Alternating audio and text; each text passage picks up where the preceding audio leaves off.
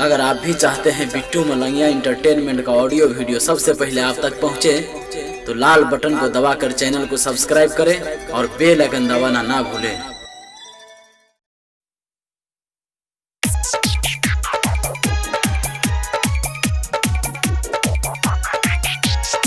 अखन अपने सब सुन रहल छी बिट्टू मलंगिया इंटरटेनमेंट के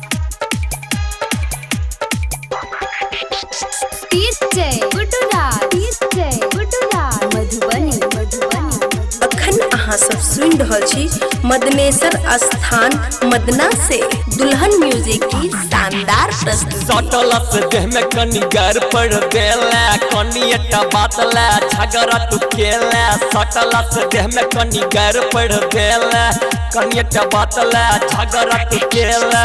लिहने अब छोड़ी हमारा तू सस्ता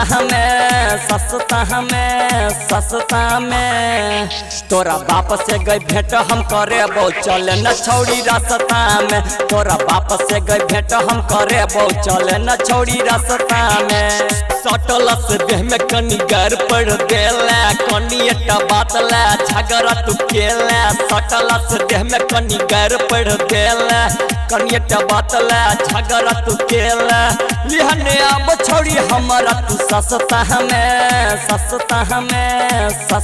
में तोरा बाप से गई भेंट हम करे बहु चले न छोड़ी रास्ता में। तोरा बाप से गई भेंट हम करे बहु चले न छोड़ी रास्ता में।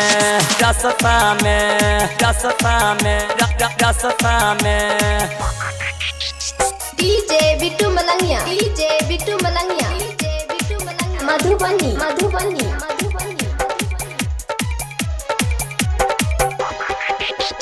डीजे गुड्डू राज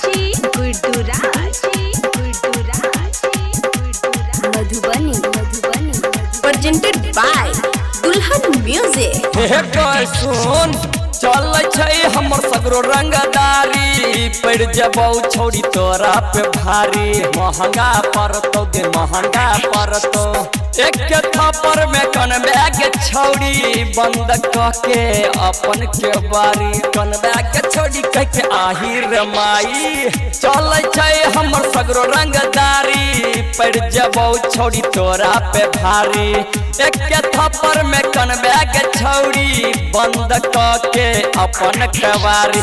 करने गुमान छोड़ी बाप के बखानी पर 16 बरस के चढ़ल जवानी पर। करने गुमान छोड़ी बाप के बखानी पर 16 बरस के चढ़ल जवानी पर। हेगे फेंकल बचूरा जेना नसता हमें तोरा बाप से गे भेंट हम करे बो चल न छोड़ी रास्ता में। तोरा बाप से गे भेंट हम करे बो चल न छोड़ी रास्ता में।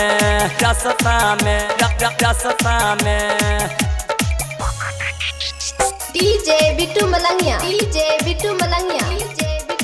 Madhubani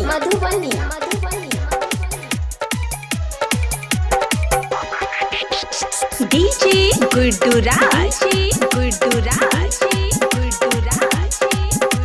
Madhubani presented by Dulhan music. हे सुन सत्यम सिंघम गुड्डू दीवाना भजतो लक तोरा रवाना। सुन गेला के है तोरा बाना राइटर कमल से लिखा के गईबो हम छौरी तोरा पे गाना। डीजे पे बजतो तोहर गाना। सत्यम सिंघम गुड्डू दीवाना भजतो लक तोरा रवाना। राइटर कमल से लिखा के गईबो हम छौरी तोरा पे गाना। अही रास्ता में पर सर्रा के नहर लुट लेबो मजा छोड़ी बजे बजे अगर। अही रास्ता में पर मदना के नहर लुट लेबो छोड़ी तोरा बजे बजे अगर। सैन देबो छोड़ी आटा जेना खसता